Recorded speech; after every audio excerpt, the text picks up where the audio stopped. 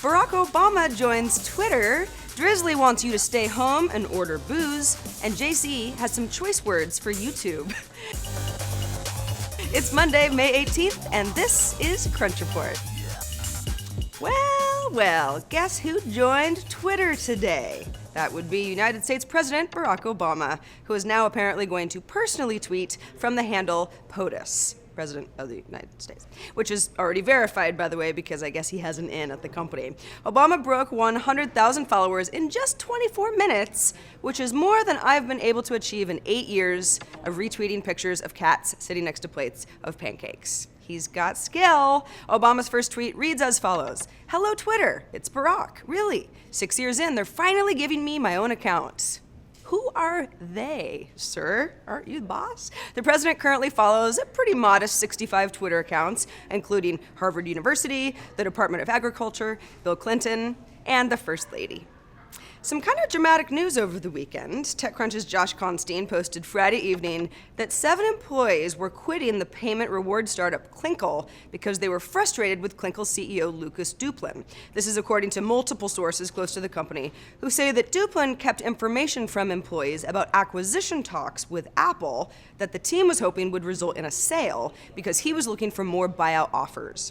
Duplin recently fired Clinkle's CFO and VP of engineering and also stopped development on Clinkle's debit card product to pivot the company into a business-to-business API for payment rewards.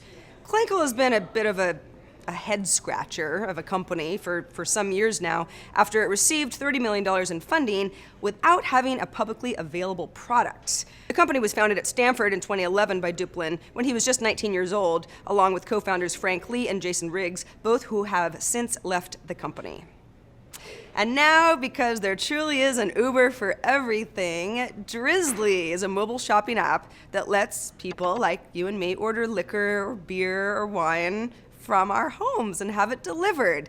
And the company just raised $13 million in Series A funding led by Polaris Partners. Drizly's system integrates with the point-of-sale system in liquor stores, and it's using liquor stores that already have their own delivery services. I didn't even know liquor stores did that, but apparently they do. So that orders come through from the mobile app, not unlike how the liquor store might fulfill an order on its own.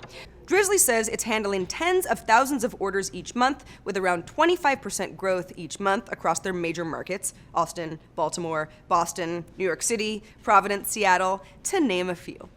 Drizly charges a monthly licensing fee to stores for the technology, which varies depending on the location of the store and the amount of transactions. Let's talk about QR codes, which is not only still a thing, QR codes definitely exist, but they're ready for their next phase. How about Dauntless QR codes? Doesn't that sound fun? Visual Lead is an Israeli startup which received millions in funding from Alibaba back in January, has introduced a new Dauntless QR code format, which the company says frees up space, 90% more space for branding and messaging from retailers, and is more secure because, as the company says, they're practically impossible to imitate. That's obviously a good thing for Alibaba or any other retailer when keeping on top of counterfeit goods. As Facebook makes moves to turn Messenger app into a commerce platform, Amazon tries to simplify ordering with Dash, that's its physical button ordering solution, better QR codes seem like a pretty logical step. Visual Lead says that it is in talks with companies in the US, but declined to tell us which ones. Over the weekend, JayZ had a concert. That's not really Crunch Report news, but in this particular concert, JayZ said some stuff about technology. Of course, JayZ is not only a rapper, but also founder of the new music streaming service Tidal, so it's in our wheelhouse. During a freestyle at this particular concert, JayZ called out Google. He called out Jimmy Iovine, who heads up Apple's Beats Music, claiming that they tried to buy him out. He also calls out YouTube for what he says are paltry payouts to artists. As for criticism that Tidal's gotten over claims that its partnered artists are already really rich, Madonna, Kanye West, those people, and why do fans care that much about who's getting paid for their work, Jay says, well, hey, people pay Apple for iPhones. He also mentions that Spotify's value is $9 billion, so essentially he's saying, give Tidal a break. By the way, Josh Constine transcribed the freestyle in his post on this subject, and I'm not going to attempt to do that because I'm not a rapper, but it is an interesting read, and the reason is JayZ is obviously on the defensive here, and that's because a lot of people already doubt that Tidal's model is a good one.